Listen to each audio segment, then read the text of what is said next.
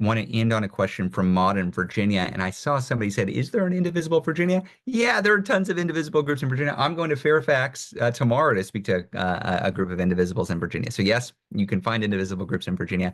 But Maud over in Virginia said or asked, "How do we keep Democrats in Congress from capitulating to the Trump agenda?" Beautiful question, Maud. Exactly the kind of question we like to get. Leah? Look, it's about the nuts and bolts of local advocacy. You call them, you show up at their office, you watch them like a hawk, you follow up after votes, you let them know how you want them to vote, and then you let them know if they voted that way, thank you. If they did not vote that way, that you're disappointed in them. Democrats really want to be on good terms with their That's right. constituents. They do not want bad press. They do not want Democratic adjacent groups, independent progressives like ourselves or anyone else. They don't want those folks mad at them for the most part. They want you to be in there for their next reelection effort. They don't want you giving a quote to the local paper or going on social media talking about how you're disappointing your constituents. So just think about the tools that you have in relation to your own elected officials. Make those calls, get everybody to make those calls, send those letters, ask for meetings, and just continually follow up. Being persistent is the key to all of this stuff, right? They need to know that they're going to hear from you either way next week and the week after and the week after that. Here, I can show you what just about every Democratic elected in the country is doing right now. We can do it in real time. They're doing this. They're licking their finger and they're sticking it into the wind. They want to understand which way the wind is blowing. Is there more political advantage in opposing and fighting back, or is there more political advantage into demonstrating that they can get along and go along?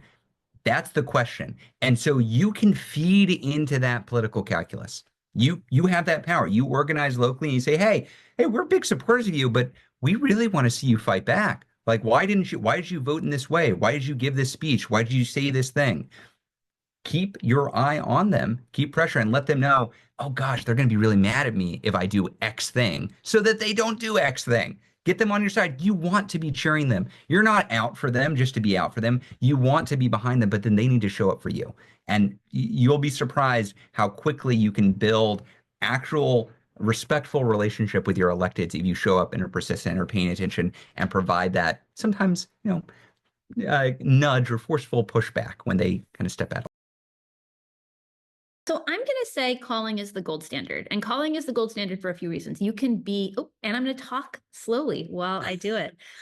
Calling is the gold standard because you can ask for a response and you can kind of interact. And the way that the system works, they record what you are doing while you are on the call, right? So I am on the other line I am answering your call, and I am literally in the computer system looking up your address right there and putting you in the no on vote, yes on vote column for the member of Congress or for the senator. That is the simplest and clearest feedback mechanism. And I can then say, and when will I get a reply, right? And make clear that I expect a follow-up piece of correspondence on this thing. An email is a one-way interaction. So, and you don't know when and how long it's going to take to be logged. So I would say calling is more effective, but if you only have time to email, then email. The most important thing is reaching out. Can there's this specific experience of being a congressional staffer in a congressional office when members of your constituency are very pissed off. Oh, yeah. And you feel it and you hear it, because what happens is all of the lines into that congressional office are ringing. And what you see on your phone is that every one of the lines is full. And as soon as somebody hangs up one line, it's full again. There is a sense that you as a member of Congress and you as a staffer has when you're in one of those moments, when tons of your constituents are calling. You can kind of get that sense with emails. Your opinion is logged, but it actually does have a different emotional impact. You're not immediately feeling and seeing and hearing, oh my gosh, our constituents are angry about something. So like Leah said, I would push more towards calls, and better yet would be even towards going to a congressional office with a group of folks to demonstrate how jazzed up you are. Just this question, Danielle from Pennsylvania asked, how many times a week should I be calling my reps? Do I need to call them about the same issues more than once? And actually, I'm just going to extend it. I saw a question in the chat that went by which was, can I raise multiple issues in one call? We got a similar question last time, but I think it's worth hammering on this point. Leah? Yeah. So the way that the call recording system works is you call me, you say, I'm upset about 5 different things. I am an overworked congressional staffer, and probably what I'm going to do is I'm going to record one of those things, maybe the easiest one to code in the system, Yeah. and then I'm going to hang up the phone. So if you want to have your vote, your input recorded on each of those issues, I would recommend that you call separately for each of those issues so that you go in the tally for each of those calls, or each of those calls is definitely recorded in the tally that members keep on an issue. And actually, just to back up on that point, the way that all this works is like I call the office, I say vote no on vote. That goes Russell in vote. Russell vote. Right? Vote no on vote. Yeah. Yeah. There no shortage of puns there. That's going to go in the internal system as it's going to get coded as vote no. And there are other people who are calling who are saying vote yes, and it's just going to get tallied up. And at the end of the day, that tally sheet is going to go to the elected officials, chief of staff, or to their legislative director, whoever is the right person, and they're going to have an understanding of how many people called in supporting Russell vote and how many people called in opposing him. And so our goal collectively is to get that tally to be overwhelmingly opposition in both Democratic and Republican offices. We want people to understand that this is a pick that we are watching closely and that there will be consequences for. I'm going to make 3 very specific tactical recommendations for when you're calling. We say this a lot, but keep in mind, as Leah said, you were often talking to an intern, maybe an unpaid intern or a very junior staffer. I was a 23-year-old working in a congressional office once. That's who's often answering the phone. Some of them are great and some of them are incompetent, but all of them don't want to look bad in front of their bosses. And so I would recommend this. 1, if you're not giving your name and address and they don't ask for it, they're not recording your input. They will say, oh yeah, we've taken your concern. We'll pass it on to my boss. They're not doing it. Give them your name and address. 2, request a response. Say, I would like a written response to this. And that allows you to follow up if you do not get that written response. They should give you a written response within a week. 3rd, ask for the name of the staffer who you're talking to. That is reasonable. You can say, and who am I talking to? Now, throughout all this, be polite. Do not yell. Do not be rude. Do not curse. You shouldn't do that just at a human level, but it's also not effective. Be polite, but insistent. It is reasonable. They need to record it. So they need to know your constituent, your name and address. 2, they need to respond to you. And 3, you need to know who you're talking to. So if you don't get a response, you could say, hey, I was talking to Bob last week. They recorded this. And you're not always going to get the same person. If enough people say, I was talking to Bob last week and I didn't get a response because Bob isn't recording your input, Bob's going to get a talking to from the member or from their boss. So those 3 things, whenever you're calling, I would recommend always do that. I appreciate it. Thank you so much. There's no place I'd rather be. Hello, everybody. It's so good to be with everybody today. I'm going to cut right to the chase because this is a difficult moment we're in. People were appalled. Many people are confused, wanting to know what to do, where to go, how to fight. And the first thing we have to do is make sure that we ground ourselves in the reason that we do this work in the first place. I got involved when I was 15 years old in politics because I didn't want to get shot in school. Over 10 years later, that reason is still front of mind for me and for so many young people in this country and for so many other reasons. So just remember, keep that story, whether it's your story or someone else's story, front of mind. When you see Trump do some bullshit, think about that story. When you see Elon talking about something, think about that story because that's what's going to grab many stories. But keep that with you because I truly believe this. Our greatest tool as organizers, our greatest asset is our story, the story of our community and where we want to go. And stories, honestly, is going to help us lead this movement and keep us grounded because in moments like this, it's easy to get distracted. There's so much going on. It's easy to lose sight. But I'm so happy to be here with y'all. The other thing we have to remember is we can't lose hope. And I'll be honest with you, that's been hard for me personally. Many weeks after Election Day, even to this day, it's been hard for me to wake up in the morning feeling hope, right? But something I've learned from people who've been married for a long time is that love sometimes is an emotion, but many times you have to actively choose love. And hope is the same way. Many times you're going to wake up in the morning, you're going to feel the hope. I think back to 2016, I'm working on campaigns. I was feeling the hope every day, waking up in the morning, going to Bernie rallies, going to different stuff. I was feeling that hope every day. But today, I'm not waking up feeling that hope. I'm going to be honest and vulnerable with you. I'm not waking up in the morning automatically feeling it. But I am actively choosing hope in this moment. So just remember that we all can and we all should actively choose hope, because we've been here before. Right? We're not new to this. We're true to this. And when I say us, I don't just mean us as in us as individuals, but this grand mosaic of humanity and this large timeline of fighting for justice that we have the honor and privilege to be a part of and play a role in. Why must we fight? We have to fight for two main reasons. Number one, fascism thrives when we are divided, when working people are divided. And we have the ability to change that. Elected leaders, organizers, advocates, whether you do mutual aid, whatever you do, artists, clergy, teachers, we all have the ability to remind people that, of course, we have more that brings us together than separates us. And this is how the oligarchs, the billionaires, the fascists, and people like Trump keep us down, right? We have to remind people, you can't pay your rent, you don't have health care, there's gun violence in your community, the climate crisis is ravaging your community, and it's not because of immigrants. It's not because of trans people. It's not because of black people. It's not because of the people around you. Stop looking around for a person to blame and look up. Look at the people who for generations have been leaving us crumbs.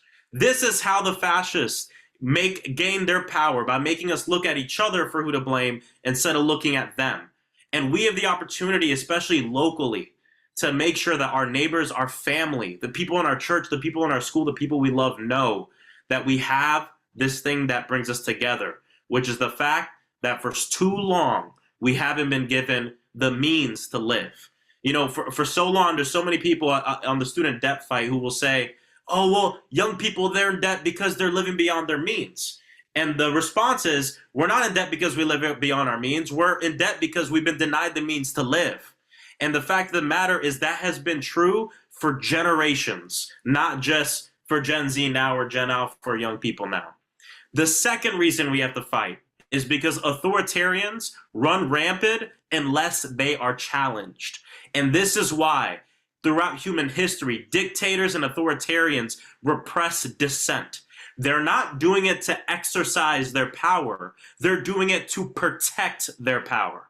We have to realize that every time an authoritarian kicks out a news outlet from the press room, makes it so that way we can't understand the information that our government is supposed to and legally is supposed to provide to us. They're not doing it to exercise power. They're doing it to protect power. It means that they're scared. Right? We can't just give people something to vote against. We have to give them something to vote for.